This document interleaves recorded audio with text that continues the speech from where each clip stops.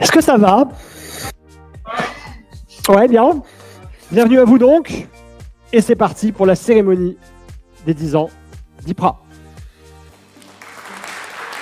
La première question qu'on voulait peut-être vous adresser un petit peu pour commencer, pour ceux qui aussi découvrent un petit peu ce que c'est que l'accessibilité numérique, les enjeux que ça recouvre un petit peu. Déjà, qu'est-ce que ça représente l'accès au numérique aujourd'hui dans votre quotidien, et qu'est-ce que c'était avant, qu'est-ce que c'est aujourd'hui avec IPRA, voilà. C'est une question un peu ouverte pour commencer avec vous, Madame Didona, peut-être pour commencer. Du coup, j'ai commencé les cours il y a 1 an en juillet, et donc dès le 2e cours, j'arrêtais pas d'être sur les vidéos de paysages, de reportages. Nous, on s'est rencontrés lors d'une formation avec IPRA il y a peut-être 8-9 ans. Et moi, j'ai eu l'occasion de suivre une formation sur les solutions informatiques adaptées pour les déficients visuels. Et déjà, dans l'approche qu'a eu IPRA, pour moi, c'était une expérience novatrice, alors que j'avais déjà suivi en tant que personne aveugle pas mal de formations. J'avais un blocage certain sur le numérique. Voilà.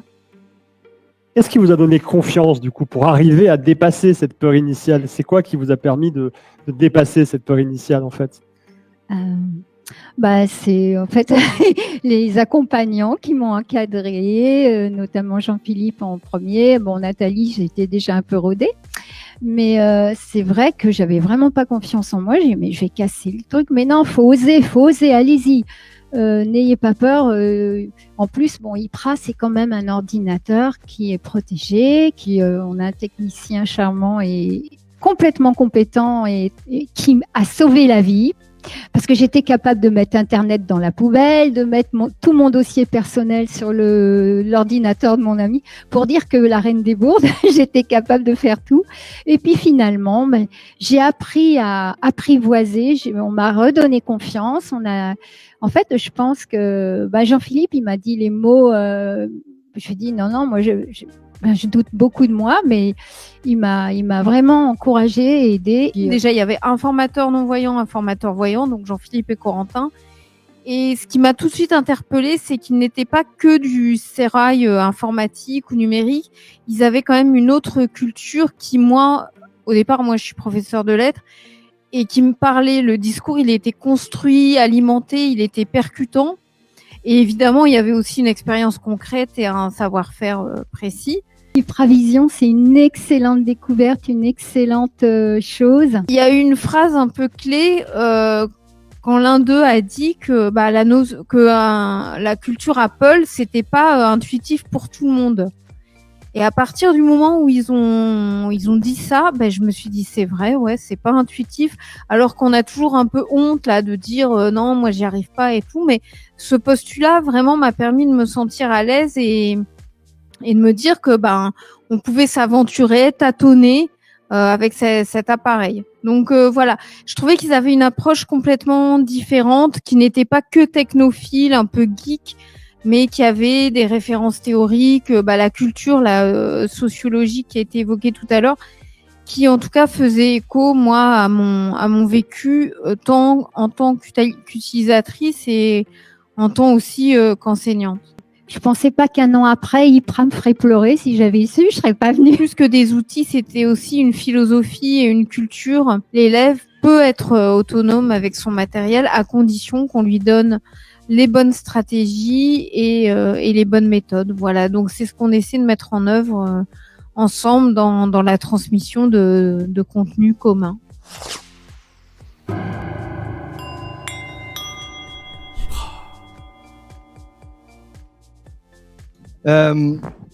Donc Héloïse, évaluatrice numérique dans l'équipe, tu vas un petit peu parler de ton parcours et de tes actions, de toi, comment tu as découvert le métier de la médiation numérique dans ce cadre-là, itinérant, collectif, dans lequel on sort de sa zone de confort, on sort de son territoire initial, fait dans une zone qui était en l'occurrence les Hauts-de-France. Comment tu as découvert tout ça? Comment tu l'as appréhendé un petit peu au départ?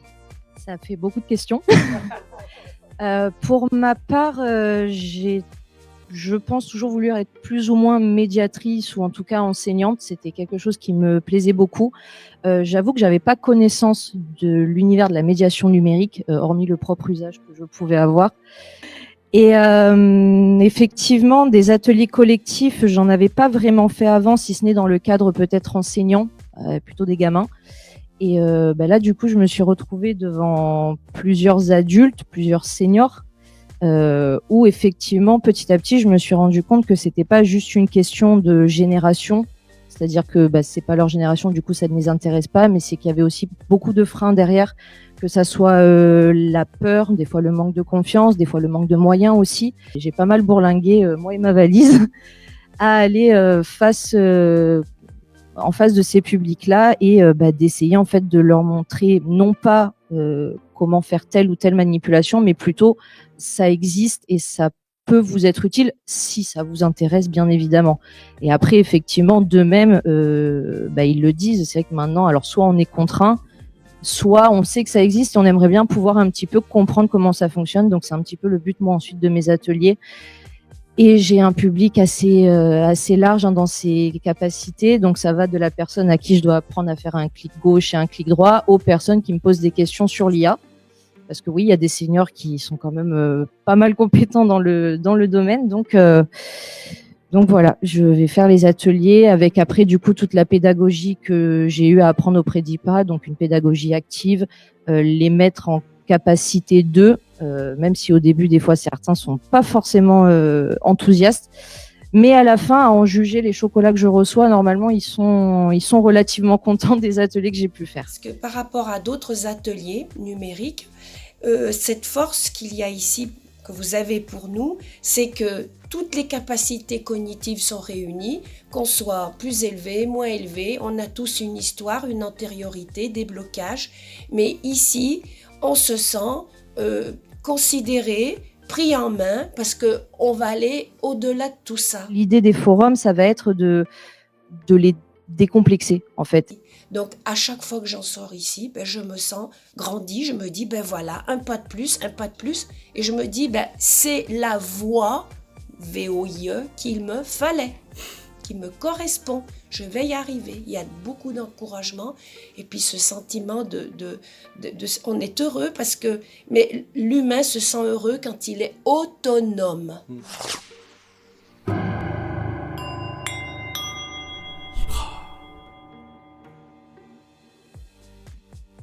Est-ce que Christophe, peut-être tu pourrais nous parler un petit peu de ce que est la pédagogie active par rapport aux autres modalités de pédagogie qu'on peut trouver dans le monde de la formation professionnelle, du coup? Ouais, merci Jean-Philippe. Du coup, la pédagogie active, c'est vraiment cette action qui amène les participants à passer à l'action rapidement par rapport à une proposition qu'on leur fait.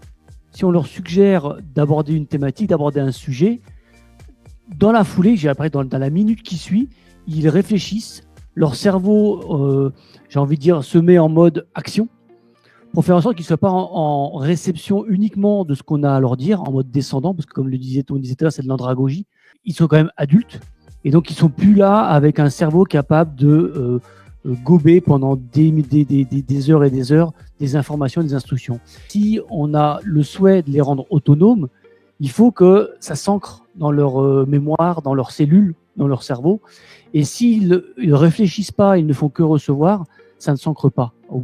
À la fin de l'intervention, qui dure 1h45, 2 heures, eh bien, ils repartent comme s'ils n'avaient rien appris. Ils ont un support, certes, mais ça va être plus long pour refaire le chemin de ce qu'ils ont découvert.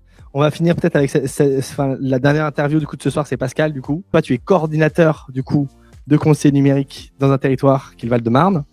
Donc tu coordonnes maintenant une dizaine de conseils numériques à peu près, qui sont donc issus de ce fameux plan de relance là, dont on parlait du Covid. Est-ce que du coup, tu peux un petit peu nous raconter les enjeux de formation déjà des agents publics, déjà peut-être pour commencer, sur ces nouvelles thématiques d'aide numérique, et peut-être après dans un second temps voir un petit peu comment se sont déroulées les sessions de formation, de formation professionnelle qu'on a pu faire ensemble avec eux. Les agents publics, en fait, on est rentré dans un système où les agents publics font à la place des publics qui viennent les voir, et en fait, c'est entretenu, comme tu l'as dit, il y a pas longtemps. Et une fois qu'on a mis en place ces habitudes-là, c'est extrêmement difficile d'en sortir, parce qu'on a quelqu'un qui fait à la place. Moi, si je trouve quelqu'un qui fait à la place une corvée, ce que je considère comme une corvée, bah, je vais aller le voir et le revoir indéfiniment. Sauf qu'un jour où il sera plus là, où il aura changé et qu'il n'y aura plus personne pour m'aider, je vais être bien embêté, quoi. Donc je pense qu'il y a, au travers de ces formations d'aidants numériques que vous menez parfaitement, un enjeu de sensibilisation en fait des personnes qui sont en première ligne face à ces problèmes numériques, cette fracture numérique qu'on appelle, ces fragilités numériques. Est-ce que tu as vu une différence dans l'ambiance même de la formation en fait, au sein des stagiaires que tu as pu être témoin de la formation en fait? Mon ressenti, parce que ça a été de voir qu'ils avaient passé un moment agréable. Je ne sais pas si on peut appeler ça comme ça, mais en tout cas où ils étaient impliqués et où ils ont participé. Moi, j'ai un retour qui m'a beaucoup marqué, c'est l'agent qui disait ça doit être une bonne formation. Je ne sais pas si c'est un compliment, mais d'habitude, en formation, je dors. Et là, j'ai pas eu le temps. Ah bon? Et c'est ça l'éducation populaire. C'est pas qu'on est meilleur que les autres, hein, attention, on n'est pas. Moi, j'en sais rien. Hein. Ce qui est sûr, c'est que quand on pratique la pédagogie active et l'éducation populaire, et cette question de partage et pas de transmission, c'est-à-dire que cette posture du formateur très à sa place, en fait, ça change beaucoup de choses.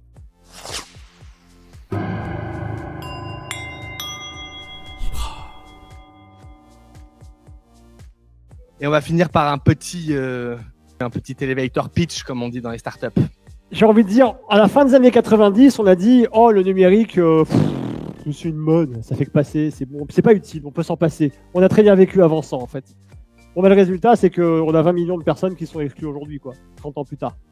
Bon, est-ce qu'on veut vraiment recommencer la même erreur? Là, je veux dire, on a 20 millions d'électronistes en 2020. Le terme est tellement devenu fréquent qu'il est rentré dans le dictionnaire en 2018. Et là, on est là, et on se dit la même chose pour l'intelligence artificielle, par exemple. Oh non, mais ça, il ne faut pas l'utiliser. Et comment ça, il ne faut pas l'utiliser? C'est comme le numérique, quoi. Quand on a dit ça, en fait, c'est pas nous qui avons décidé, en fait. Ça s'est imposé à nous, et puis c'est tout, en fait. Donc, à un moment donné, est-ce qu'on ne pourrait pas se préparer collectivement à ça, plutôt que de le rejeter en bloc et d'exclure des gens à la sortie? Alors évidemment, ne le faisons pas n'importe comment. Partageons un savoir-être. Partageons une vision d'ensemble du sujet, pour que les gens soient à la fois capables d'utiliser, de comprendre, de critiquer, d'utiliser à leur façon, attention, pas n'importe comment. Donc en fait, arrêtons peut-être de former à des logiciels, à des techniques, à des savoir-faire, ou plus précisément, faisons-le, mais en les éclairant toujours par autre chose, et par des aspects culturels qui manquent tellement aujourd'hui dans les approches aujourd'hui des formations numériques. Et puis, je crois qu'il ne faut pas non plus sous-estimer l'importance du sujet, parce que si on le refuse, le sujet, si on dit c'est plus tard, etc., mais ça créera une nouvelle fracture numérique qui a déjà été identifiée par la recherche. Vous savez que la recherche, l'anthropologie des usages numériques, avec Pascal Plantard notamment, avait déjà identifié les fractures numériques depuis les années 2000. On a attendu 2020 pour réagir. Elle a été identifiée, on va dire, en 2024 à peu près dans certains articles scientifiques. On va attendre 2050 pour le faire. Ah, mais sauf que ça ne va pas aller au même rythme. En 2050, on n'aura plus vraiment le temps de se retourner, en fait. Par contre, attention, ça ne veut pas dire passer en force. Parce que les gens, s'ils s'approprient cette culture numérique, je ne dis pas ces usages, pas tous les usages, chacun fera ce qu'il voudra, mais si les gens s'approprient cette culture numérique, ça ne se fera certainement pas par le passage en force. Ça se fera en respectant leurs freins, ça se fera avec une vision démocratique des choses. Et ça, c'est quelque chose qui est capital, parce que l'autonomie numérique aujourd'hui, c'est la condition sine qua non, à mon avis, pour que le numérique n'accélère pas la fracture sociale, mais au contraire, soit facteur de lien social, avec une approche évidemment beaucoup plus humaine, et des méthodes qui, au lieu de livrer les gens eux-mêmes, sont basées sur la transmission.